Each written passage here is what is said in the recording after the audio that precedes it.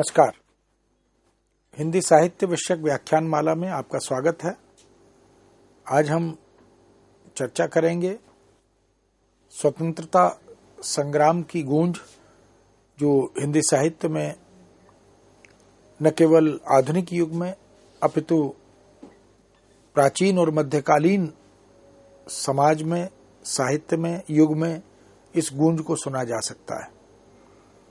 हम जानते हैं कि भारत का इतिहास इस बात का साक्षी है कि आक्रांताओं ने समय समय पर हम पर आक्रमण किया, हमारे देश की संपदा संपत्ति को लूटने का अत्याचार अनाचार करते हुए तमाम तरह की ऐसी अपनी गतिविधियां, आचरण, जिसके माध्यम से उन्होंने हमारी जो सोने की चिड़िया वाली छवि है, दूध की नदियों वाले देश की छवि है, उसे धूमिल करने का प्रयत्न किया।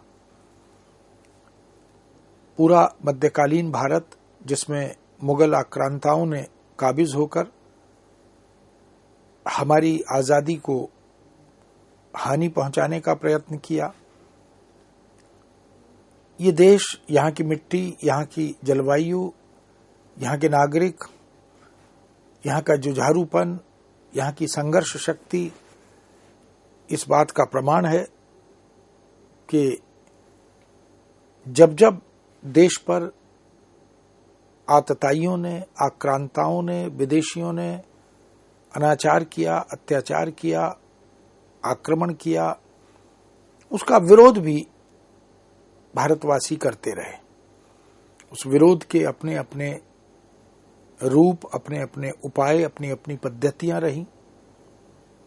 कवियों ने कविताओं के माध्यम से, कलाकारों ने अपनी कलाओं के माध्यम से,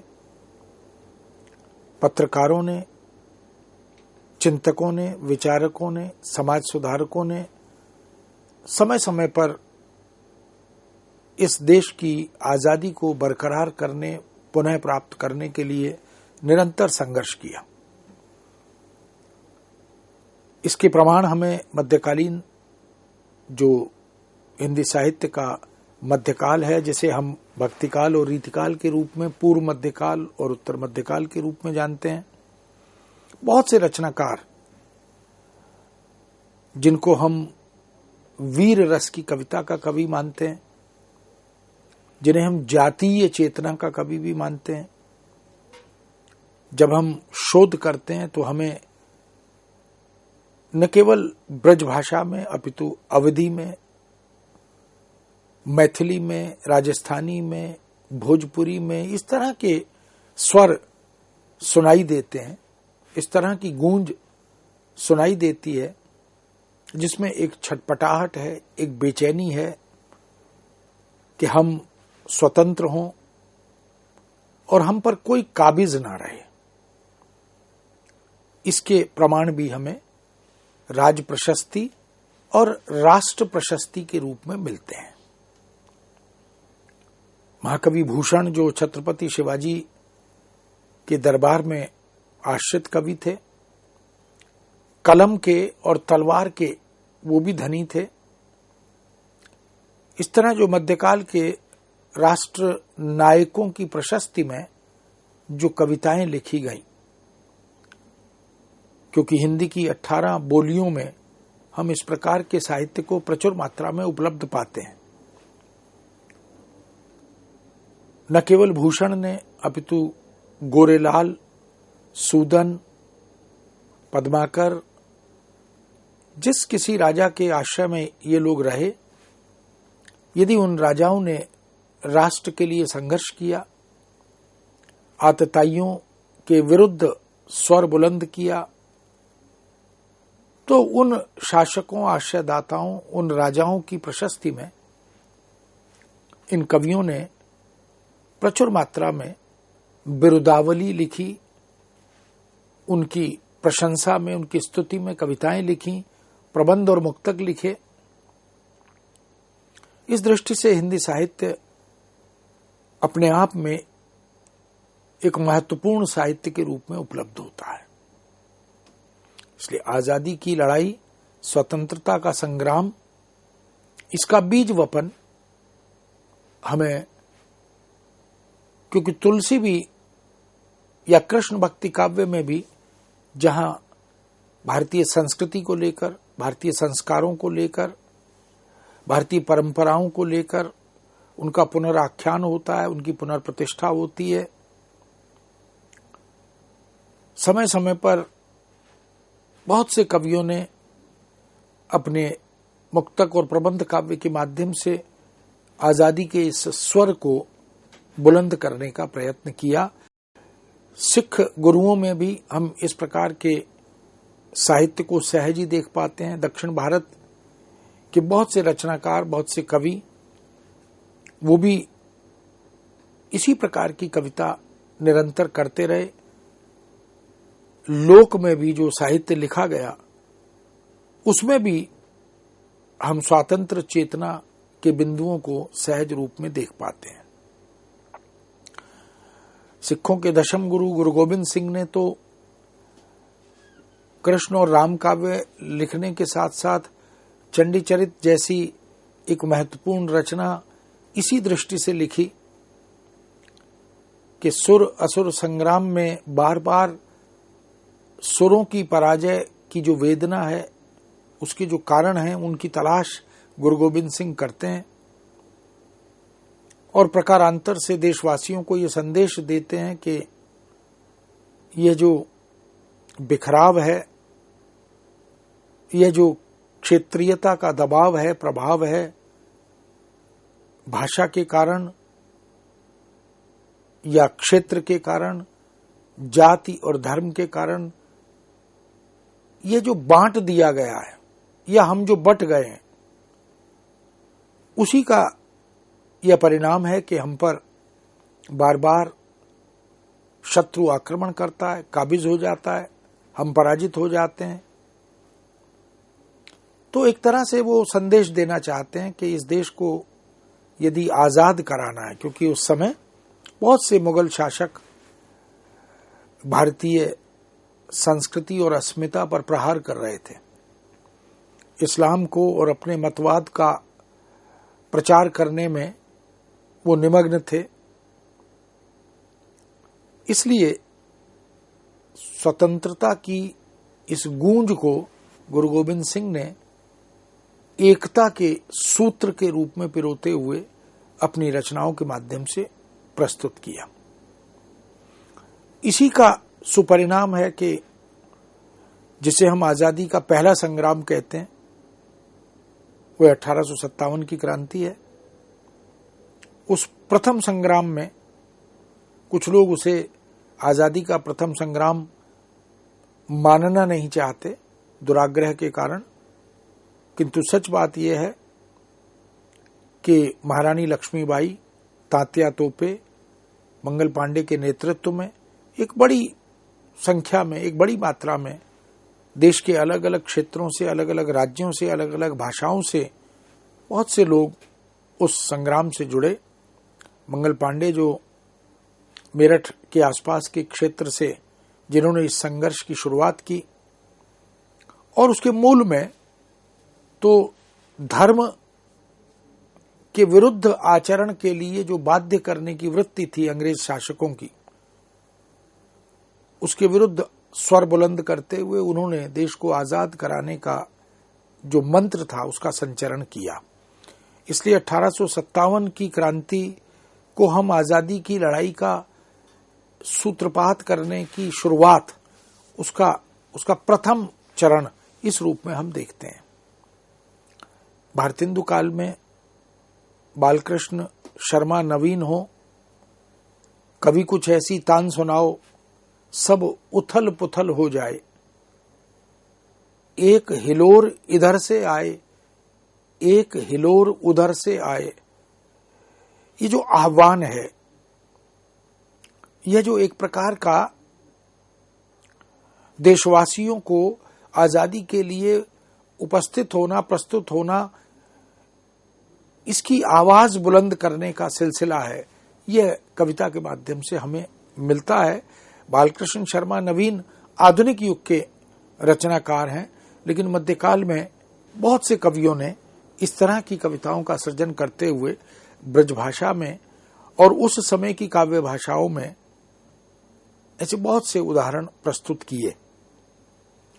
लेकिन भारतेंदु युग तक आते आते तो यह आजादी का जो प्रथम संघर्ष है, स्वतंत्रता का जो प्रथम संघर्ष है, वह मुखर होने लगा। गुरु गोविंद सिंह ने जो बीज वपन किया था वह प्रस्फुटित होने लगा और धीरे धीरे भारतेंदु मंडल के बहुत से कवि जो भारतेंदु युगीन थे, भारतेंदु अपने युग के प्रवर्तक थे और अपने युग के प्रवर्तक होने के कारण उन्होंने अपने समकालीन मंडलीय कवियों को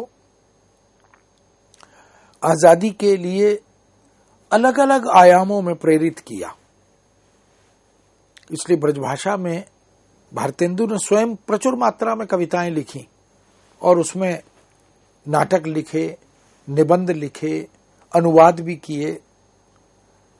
ये जो भारत दुर्दशा है, नील देवी नाटक है, इन नाटकों में जो गीति तत्व है, उन सबको यदि हम देखें तो उस समय क्योंकि ब्रजभाषा का बोलबाला था, अखिल भारतीय स्तर पर सभी कवि ब्रजभाषा में काव्य रचना कर रहे थे। धीरे धीरे ब्रजभाषा के माध्यम से ही बहुत से कवियों ने आजादी के इस स्वर को और मजबूत किया, बुलंद किया और राष्ट्र का जो गौरवशाली अतीत है, इतिहास है, जिसे हम भारतीय विरासत के रूप में, ज्ञान की परंपरा के रूप में देखते हैं, उसको भी अपनी रचना धर्मिता से जोड़कर उद्घाटित करने का, प्रस्तुत करने का प्रयत्न किया। आजादी का या स्वतंत्रता का यह संग्राम 1857 के मई माह में शुरू हुआ था और इस विद्रोह की जो ज्वाला थी वो मेरठ और उसके आसपास के क्षेत्रों में सर्वप्रथम पैदा हुई और लगभग 20-25 दिन तक ये संघर्ष युद्ध स्तर पर चला। इस मई के माह में 20-25 दिन के इस संघर्ष ने आजादी के स्वर को ऐसा बुलंद किया कि अखिल भारतीय स्तर पर यह अग्नि ज्वाला की तरह फैलती चली गई। इस देश की जो पावन पुनीत भावनाएं थी, वह जो स्वतंत्र होने की उत्कट इच्छा शक्ति थी, देश को पुनः आजाद कराने का एक संकल्प था, वह इस प्रथम स्वतंत्रता संग्राम का एक ऐसा परिणाम बनकर उद्घाटित हुआ जिसने 1947 तक जाते जाते भारत पर काबिज अंग्रेज समुदाय को खदेड़ दिया, निकाल दिया। इससे पहले मुगलों ने लंबे समय तक हम पर शासन किया, अपने नियम, अपने कानून चलाए, अपनी भाषा हम पर थोपी। भारतीय भाषाओं और बोलियों को उस तरह से औपचारिक रूप से कार्य करने के लिए अनुमति प्रदान नहीं की, किंतु रचनाकारों ने अपनी रचना धर्मिता से, कवियों ने अपनी काव्य चेतना से समय समय पर सीधे या प्रकारांतर से आजादी के स्वर को बुलंद किया। इस तरह हम देखते हैं कि पहला स्वतंत्रता का ये संग्राम जो 1857 में शुरू हुआ और धीरे धीरे यह बीज प्रस्फुटित होता गया और एक शहर मेरठ से होता हुआ उत्तर प्रदेश, फिर राजस्थान, फिर पंजाब और फिर इसी तरह देश के अन्य राज्यों में क्रांति की ये लहर फैलती चली गई। यही कारण है कि मंगल पांडे के साथ अलग अलग राज्यों से, अलग अलग भाषाओं से स्वतंत्रता सेनानी इस संग्राम से जुड़ते चले गए थे। तात्या तोपे हों, महारानी लक्ष्मीबाई हों, स्वयं मंगल पांडे हों, इन सब ने, ऐसे बहुत से सेनानियों ने देश को आजाद कराने में बहुत महत्वपूर्ण भूमिका का निर्वाह किया।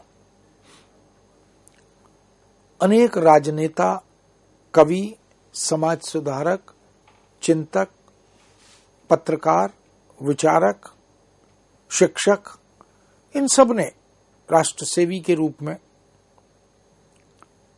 सिनेमाओं के माध्यम से भी बहुत सी ऐसे गीत, ऐसी कथा वस्तु, ऐसी पात्र योजना, इन सब ने धीरे धीरे आजादी के स्वर को बुलंद किया।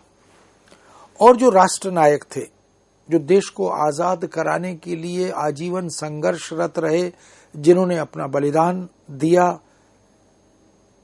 उन सब की स्तुति में, उन सब की प्रशंसा में बहुत कुछ लिखा जाता रहा। पत्रकारिता भी इस क्षेत्र में रचनात्मक भूमिका निभाती रही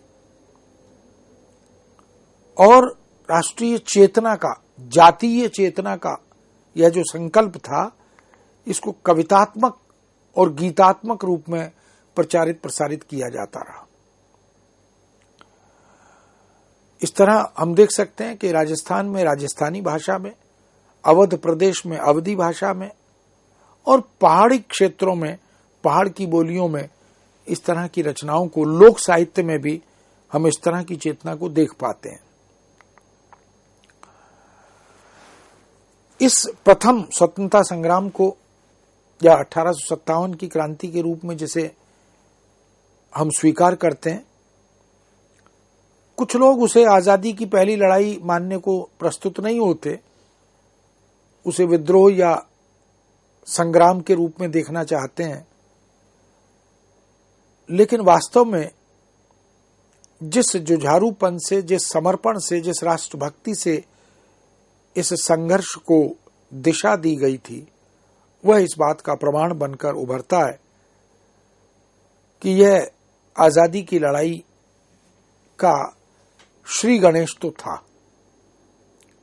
इस दृष्टि से हम देख सकते हैं कि मत वैविध्य हो सकता है,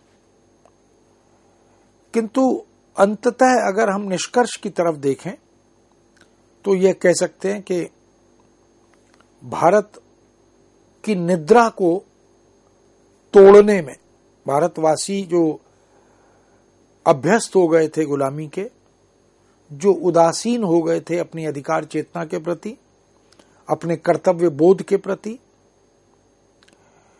उनकी निद्रा को एक तरह से तोड़ने का काम इस संघर्ष ने, इस स्वतंत्रता के संग्राम ने किया था।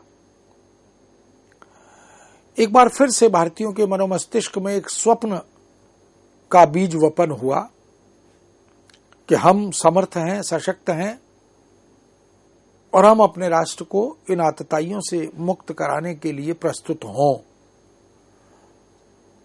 और उसके लिए ये आवश्यक था, जो गुरु गोविंद सिंह ने चंडी चरित के माध्यम से जिसका बीज वपन किया था, कि हम सिख हैं, कि सिंधी हैं, कि हिंदू हैं, कि मुस्लिम हैं, कि पारसी हैं, इस बात को भुलाएं। हमारी आयु क्या है, अवस्था क्या है, क्षेत्र और जाति क्या है, धर्म क्या है, भाषा क्या है, इससे ऊपर उठें और कंधे से कंधा मिलाकर जब तक हम सब एक होकर, एक ध्वज के नीचे आकर, एक छत्र के नीचे आकर इस आतताई हुकूमत के विरुद्ध संघर्ष नहीं करेंगे, तो हम आजादी का वो स्वप्न साकार नहीं कर पाएंगे।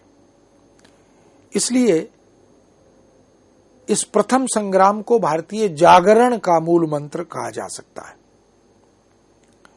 भारतवासियों को यह बोध कराने का काम इस 1857 के प्रथम संग्राम ने बीज वपन के रूप में किया।